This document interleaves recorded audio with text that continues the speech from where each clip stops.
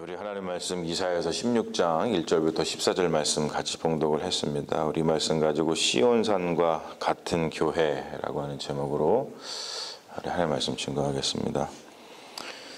모압의 멸망에 대한 예언의 말씀이죠. 전체적인 분위기를 보면은 굉장히 좀 기쁨과 즐거움이 그쳤다. 그래서 마음이 좀 애달픈 그런 생각이 듭니다. 모압이 교만하고 또 모압이 하나님을 대적하고 또 이스라엘 백성들을 괴롭히고 어떻게 보면 나쁜 사람 이렇게 보지만 그 나쁜 사람도 고통에 처해지고 또 기쁨이 없고 슬픔이 없을 때 바라보는 심정이 굉장히 좀 애달죠. 이렇게 좀 잘 됐다, 쌤통이다 그런 마음보다도 그러한 생각이 사실 드는 것이 우리 인간의 마음인 것 같습니다. 오늘 말씀을 보면은 우선 따뜻한 이야기를 볼 수가 있어요. 모압의 피난민들, 그러니까 되게 이제 바벨론이 쳐들어와서 그런 거겠죠.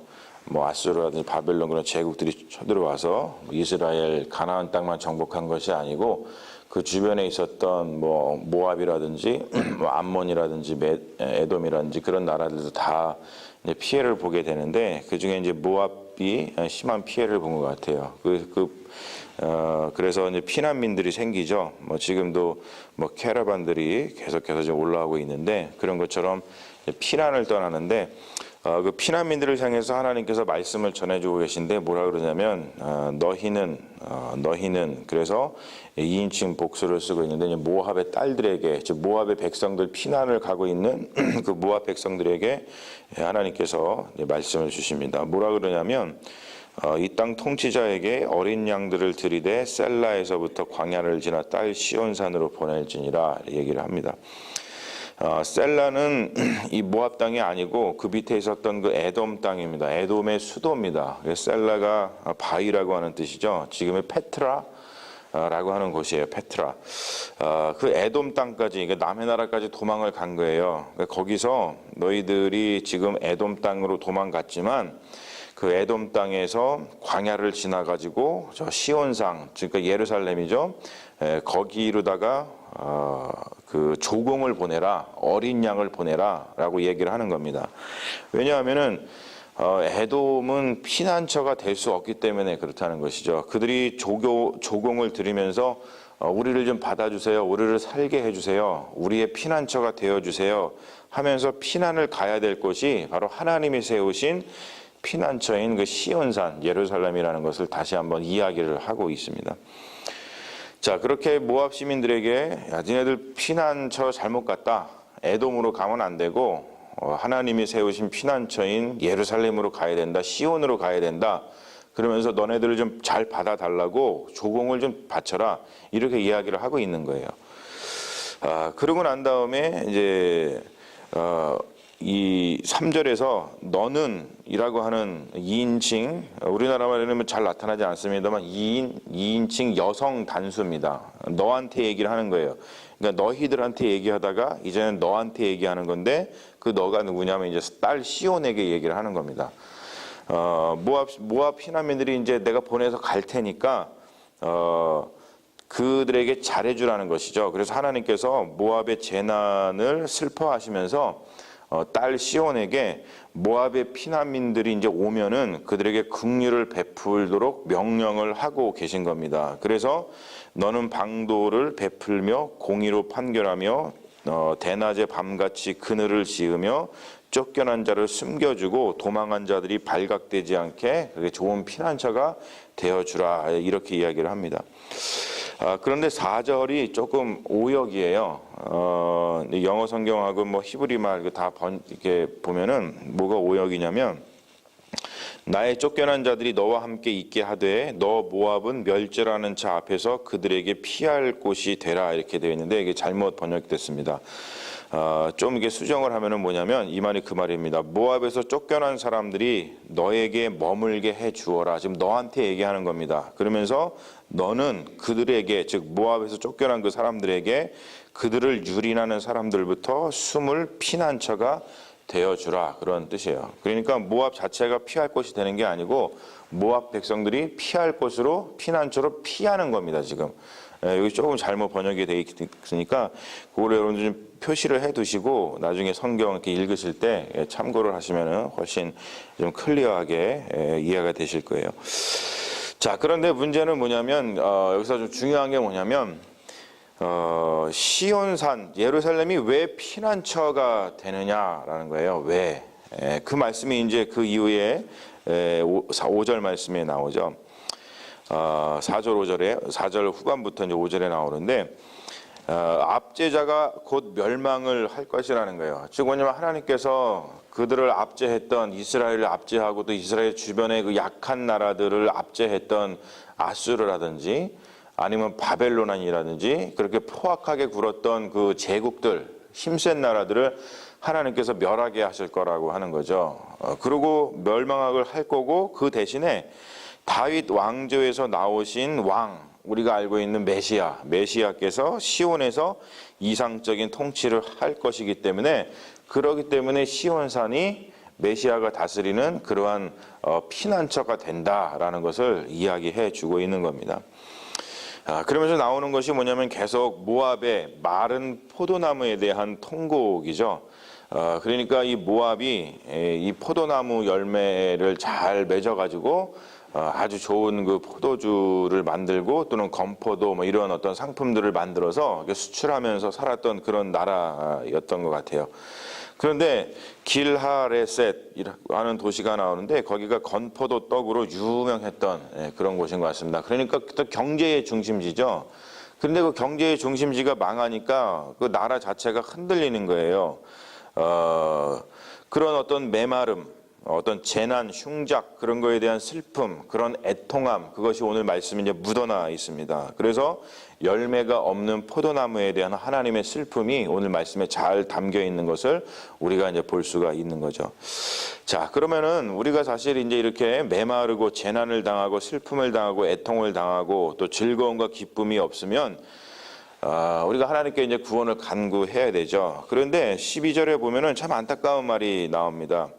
모압이 그 산당에서 피곤하도록 봉사하며 자기 성소에 나아가서 기도할지라도 소용없으리로다 이야기를 합니다.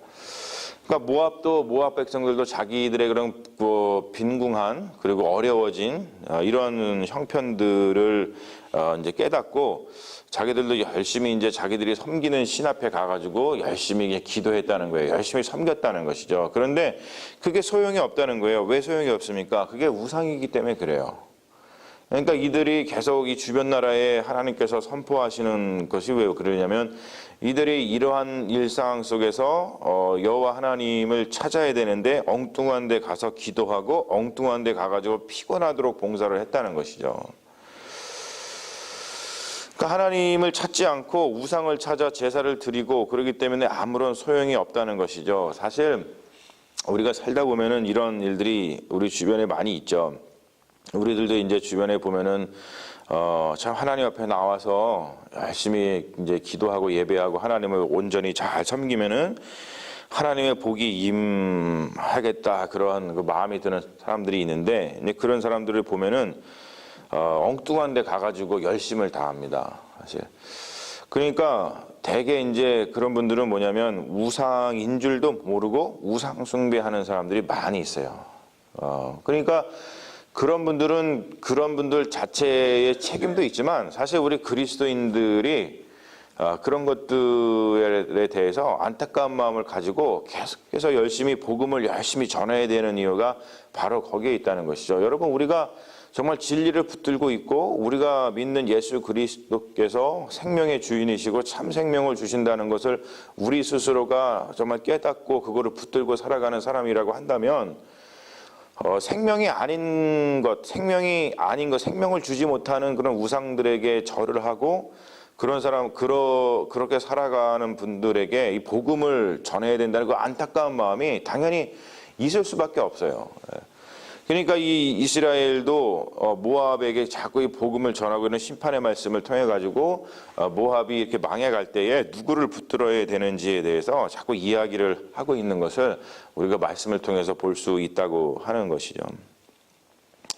저는 오늘 말씀을 묵상하고 준비하면서 시온산과 같은 교회를 생각을 했어요. 그래서 오늘 제목을 시온산과 같은 교회라고 정해봤는데, 우선 어떤 재난, 고통 그런 것을 당하는 자들에 대해서 우리가 좀 긍휼한 마음이 있어야 됩니다. 하나님께서도 우리가 죄 가운데 있는 것을 보시고 긍휼한 마음을 가지시고 본인이 직접 우리 인간의 몸을 입으시고 와서 우리를 구원해 주셨다라는 것이 우리가 믿는 바인데, 우리가 그러한 또 긍휼한 마음을 갖는 것, 그래서 재난을 당해서 고통을 당하고 슬퍼하는 자들에게 피난처가 되는 그런 교회, 시온산과 같은 교회.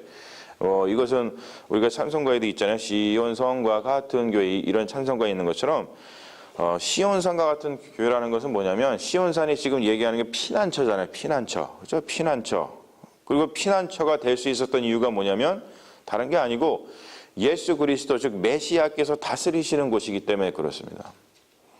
그러니까 교회라고 하는 것은 피난처가 되어야 되는데, 그 피난처가 될 수 있는 이유는 뭐냐면 바로 교회가 예수 그리스도의 몸이기 때문에, 예수 그리스도께서 다스리시는 곳이기 때문에 교회가 세상 사람들에게 피난처가 되어줄 수 있고 되어야만 한다는 것이죠. 그래서 재난을 당해서 고통당하고 슬퍼하는 자들에게 피난처가 되어야 되는 교회, 사실 그런 교회가 되려면 우리가 예수 그리스도 안에서 건강하고 강해져야 된다는 것이죠. 교회에서 하나님을 예배하면서 어떠한 삶의 열매를, 지금 보면은 모압에서 포도나무가 다 말랐잖아요. 그 마른 포도나무를 보면서 애통하시고 슬퍼하시는 하나님의 마음을 우리가 볼 수 있는데, 우리가 살다 보면은 삶 속에서 열매가 없어가지고 그 마른 포도나무와처럼 마른 막대기와 같은 그런 인생을 살아가는 그런 사람들에게 다시 삶의 열매를 맺을 수 있도록 도와주는 피난처가 되어주는 것, 그것이 바로 우리 교회가 되어야 된다고 믿습니다. 그래서 세상의 희망이 되는 교회, 특별히 우리는 이민 교회로서 우리가 이국 땅에서 이렇게 이민자의 삶을 살고 있는 것이 참 힘들고 어려울 때가 많이 있죠. 그냥 뭐 지는 그 석양을 바라보면은 울컥울컥 할 때도 있고, 햇볕이 괜히 따뜻해도 울컥하고, 날씨가 좋아도 울컥하고, 날씨가 안 좋아도 울컥하고, 그런 것이 이제 우리 이민자들의 어떤 고달픈 그런 삶인데, 그런 이민자들에게 희망이 되는 교회, 그런 교회를 세워나가는 것이, 그런 피난처와 같은 교회가 되는 것이 우리에게 주어진 사명이 아닌가 생각을 합니다. 그렇게 분명히 할 수 있습니다. 왜냐하면은 그렇게 어떻게 할 수 있냐면, 우리가 예수 그리스도께서 통치하시는 시온산과 같은 교회가 되면 된다는 거예요. 그 말은 뭐냐면, 우리 교회가 주님께서 다스리시는 교회가 되도록 주님께 우리의 모든 것을 내어드릴 때 그런 일이 발생한다는 겁니다. 우리가 하는 것이 아니고. 그래서 우리가 날마다 이렇게 모여서 주님께 우리를 내어드리면서 예배하고, 주님께 은혜를 간구하고, 함께 기도하고 예배하고 하면서 우리 주님께서 다스려 주시옵소서, 주님께서 다스리시는 교회가 되시옵소서, 주님께서 다스리시는 시온산과 같은 교회가 되게 하여 주시옵소서, 이렇게 우리가 기도하면서 주님을 잘 섬기면 우리 교회를 통해서 많은 사람들이 위로를 받고 메마른 가지와 같은 그 삶 속에 다시 열매가 맺어서 기쁨과 즐거움이 그들의 삶 가운데 다시 있게 될 줄로 믿습니다. 그런 일들을 해나가는 교회로 세워나가는 우리 세화교회가 되기를 주님의 이름으로 축원합니다. 잠시 기도하겠습니다. 아버지 하나님, 시온산과 같은 교회가 되기를 원합니다. 시온산이, 예루살렘이 많은 어려움을 당하는 이들에게 피난처가 될 수 있었던 것은 바로 그것이 메시아가 다스리시는 곳이기 때문에 그렇습니다.